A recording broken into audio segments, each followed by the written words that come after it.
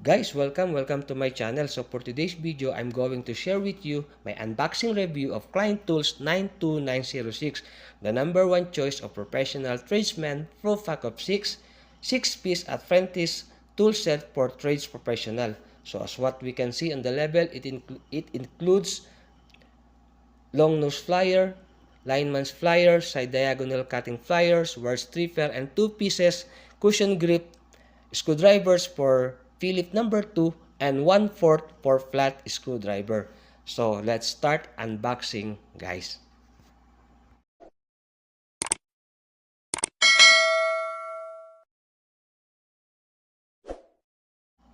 Guys, I am also very excited to open this one, but since I like to review this one with you, so this is the only time that I am going to open this package. So let's start opening, guys, and see what we have inside. So ten, ten, ten.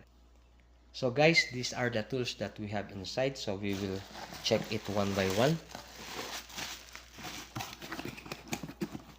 So we will start first with our long nose plier. The model of this long nose plier is D203-8. This is an 8 inches long nose plier with yellow diff handle. The blades are parallel to each other. So as you can see, guys, this is our long nose. Very good and very sturdy long nose plier from Klein with 8 inches in length. The second one that we have here is our lineman's plier. The model of this lineman's plier is D213-9NE. The rivet is positioned closer to the cutting edge, but guys, since this is 213 series, use only this lineman's plier for copper and soft copper only. So do not use this plier for ACSR, screws, nails, and most hardened wire. So the lineman's plier model for these materials to cut ACSR, screws, nails, and most hardened wire are the 2000 series. So this is only 213 series from Klein. 9 inches in length with dark blue diff handle. So with American flag on this side of this lineman's plier. The third tools inclusive on our package is our side diagonal cutting plier with angle head. The model of this is D248-8. So this is also 8 inches in length with red diff handle, with angle head, and with also American flag on the side of this lineman's plier. The only thing that I noticed about this one, they are in different colors. So if you are going to put this on your tool pouches, you know what is the tools that you are going to pull out, because red for your side diagonal cutting pliers, yellow for your long nose, dark blue for your lineman's plier.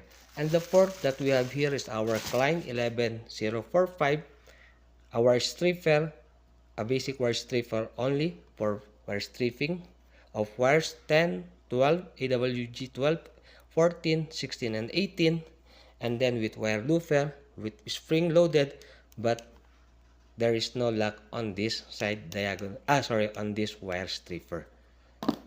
The fifth tools that we have on our Klein 92906 is our cushion grip screwdriver, 4 inches round shank with 1/4 flat head.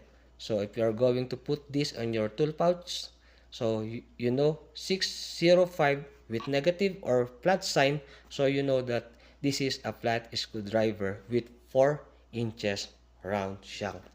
And the sixth one that we have on our Klein 92906, sorry, is our 603 with flash or for Phillips, and then with 4 inches round shank of this screwdriver. So this is Phillips number 2, guys.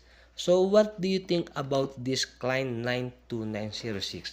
Later if I have time, I'm going to make a review one by one of these side diagonal cutting pliers, long nose plier, lineman's plier, or stripper. So I will show you how this will perform on cutting materials like electrical wires and soft copper. So guys, for the meantime, this is my review, short review about Klein 92906. So have your comments below. Thank you for watching guys, and see you on my next video, and God bless you all.